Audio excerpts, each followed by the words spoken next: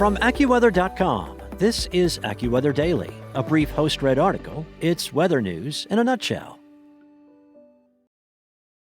Well, California is the only state in the U.S. without drought or abnormally dry conditions after a parade of atmospheric rivers delivered heavy rain and mountain snow early this winter.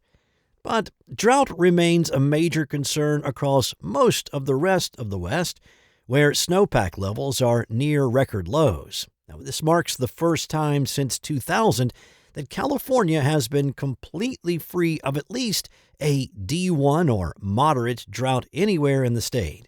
While there have been brief drought-free periods over the past 25 years, small areas of California typically remain classified as abnormally dry, the lowest category on the U.S. Drought Monitor's 5-level scale.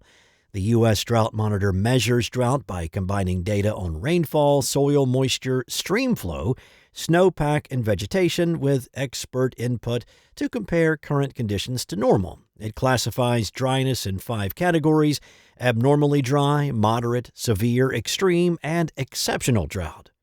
Most of California's major reservoirs are now running about 130% of the historical average storage levels after November through January, ranked as the state's 66th wettest such period on record. Some areas received nearly 19 inches of rain. Drought conditions have been gradually improving across California in recent years, especially after back-to-back stormy winters early this decade. In March of 2024, AccuWeather long-range expert Paul Pastelok said, there could be an extension of the time without widespread drought in California, even beyond early 2026. While rainfall has erased drought conditions in California, large portions of the West continue to feel the impacts of a decades-long snow drought that began in the early 2000s.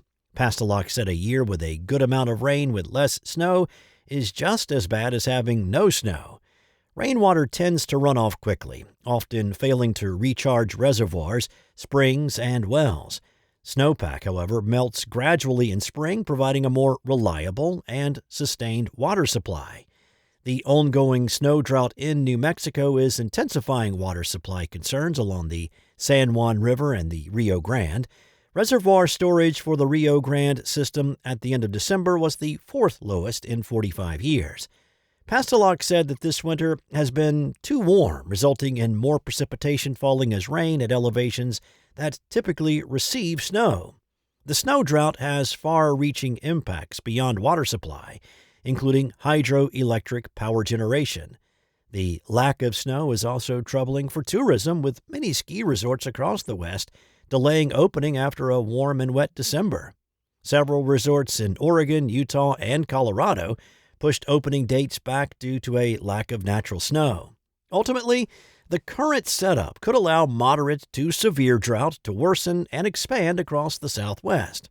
Now, Pastelok said this sets up for this sets up for an early fire season in the Southwest this spring.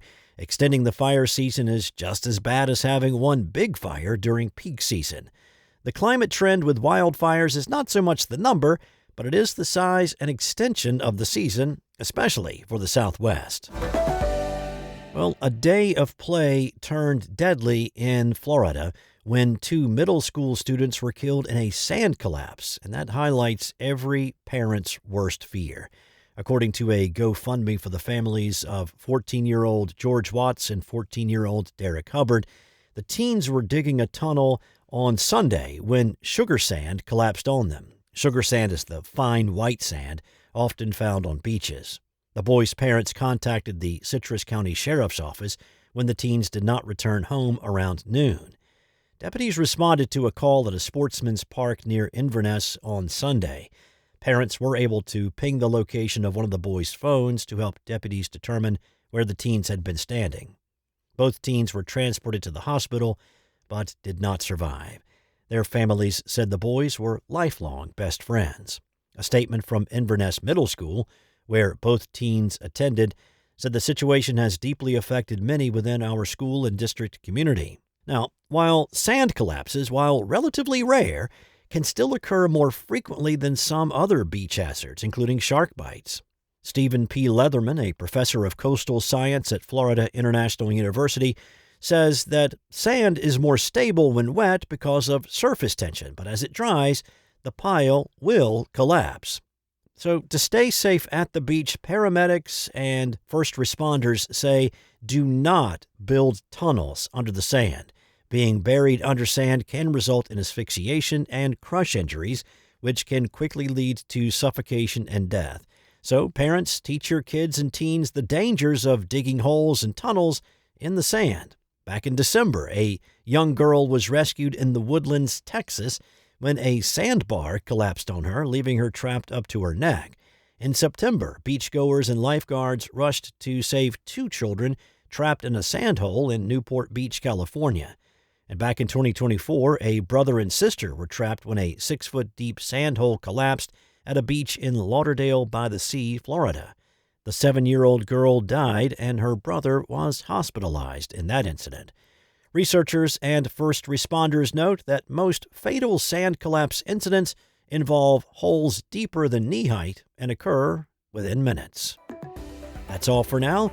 You can find regional forecasts and science-based articles at AccuWeather.com, and for your local forecast at your fingertips, download the AccuWeather app.